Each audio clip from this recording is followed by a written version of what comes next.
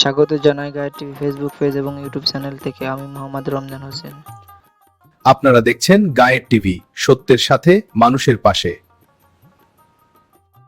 ৭ নং সুবরা ও ৮ নং সিদ্দিপাশা ইউনিয়নের পুপির বিলে এখন পুরোদমে কৃষিকাজের প্রস্তুতি চলছে।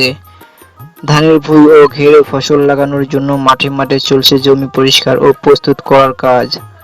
খুব শীঘ্রই এসব জমিতে নাঙ্গল দেওয়া শুরু হবে।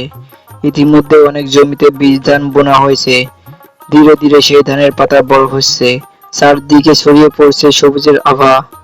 মাঠে দাঁড়ালেই বোঝা যায় নতুন মৌসুমকে ঘিরে কৃষকদের ব্যস্ততা আর আশার গল্প। কৃষকদের সঙ্গে কথা বলে জানা গেছে, আগের বছর ব্র্যাক 17 ধান ভালো ফলন হওয়ার এবার অনেক কৃষকই ব্র্যাক 17 ধান লাগাচ্ছেন। কৃষকদের ভাষায় এই ধান আগের বছর ফলন ভালো দিয়েছে, তাই এবারও তারা সেই জাতের উপর ভরসা রাখছেন। কয়েকদিনের মধ্যেই শুরু হবে মূল ভুঁই লাগানোর কাজ। দেশি জাতের ফসলের পাশাপাশি কিছু বিদেশি জাতের ফসলও লাগানোর প্রস্তুতি চলছে। আধুনিক পদ্ধতিতে চাষাবাদ করে ভালো ফলনের আশায় দিন কাটাচ্ছেন কৃষকেরা।